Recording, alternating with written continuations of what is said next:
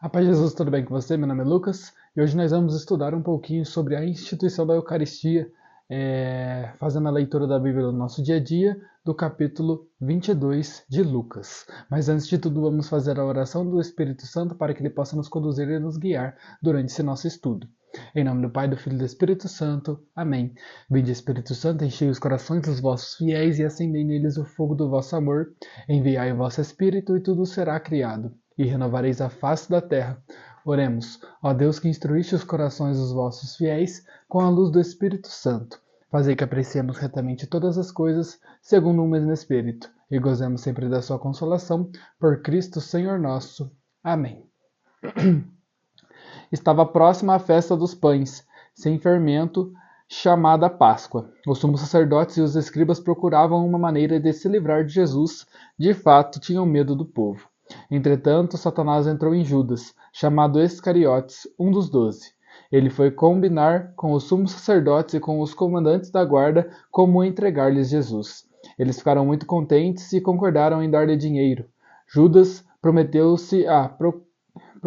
comprometeu-se e procurava uma oportunidade para entregá-lo sem que a multidão percebesse. Chegou o dia dos pães sem fermento, quando se devia sacrificar o cordeiro pascal. Jesus mandou Pedro e João dizendo: Ide, fazer os preparativos para comermos a ceia pascal. Eles perguntaram: Onde queres que a preparemos? Jesus respondeu: Quando entrardes na cidade, virá ao vosso encontro um homem carregando uma bilha de água. Segui-o até a casa onde ele entra e dizei ao dono da casa: O mestre manda perguntar: Onde está a sala em que poderei comer a ceia pascal com os meus discípulos? Ele então vos mostrará uma grande sala arrumada. No andar de cima, preparai ali. Eles foram e encontraram tudo como Jesus tinha dito e prepararam a ceia pascal. Quando chegou a hora, Jesus pôs-se à mesa com os apóstolos e disse: Ardentemente desejei comer convosco esta ceia pascal, antes de padecer, pois eu vos digo que não mais a comerei até que ela se realize no reino de Deus. Então pegou o cálice, deu graças e disse: Recebei este cálice e fazei passar entre vós, pois eu vos digo que de agora em diante não mais beberei do fruto da videira, até que venha o reino de Deus. A seguir tomou o pão, deu graças, partiu-o e lhe deu, dizendo: Isto é o meu corpo, que é dado por vós. Fazei isto em memória de mim. Depois da ceia, fez o mesmo com o cálice, dizendo: Este cálice é a nova aliança no meu sangue, que é derramado por vós. Todavia, a mão de quem vai me entregar está perto de mim, nesta mesa. Sim, o Filho do Homem se vai, como está determinado, mas ai daquele por quem ele é entregue. Então começaram a perguntar uns aos outros qual deles haveria de fazer tal coisa. Palavras da salvação, glória a vós, Senhor. Dá um beijo na sua Bíblia em sinal de respeito às palavras de Deus.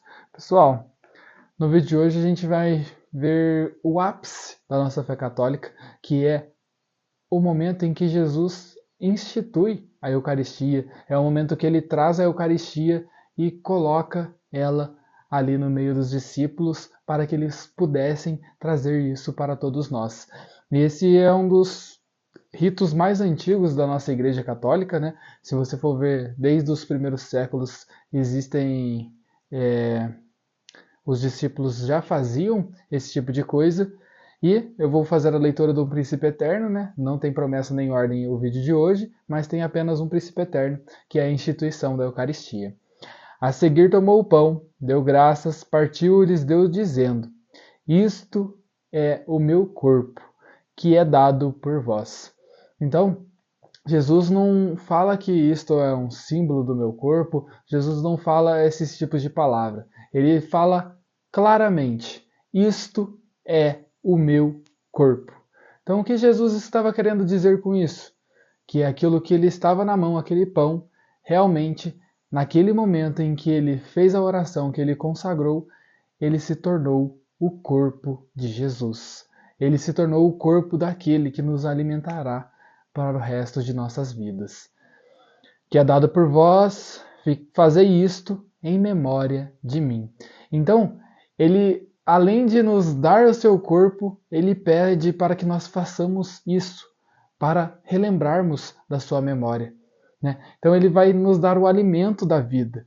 Depois da ceia, fez o mesmo com o cálice, dizendo: Este cálice é a nova aliança no meu sangue, que é derramado por vós. Então, Jesus derramou o seu sangue por nós, deu a sua vida para nos tirar do pecado e ainda nos deixou duas coisas muito bonitas, né?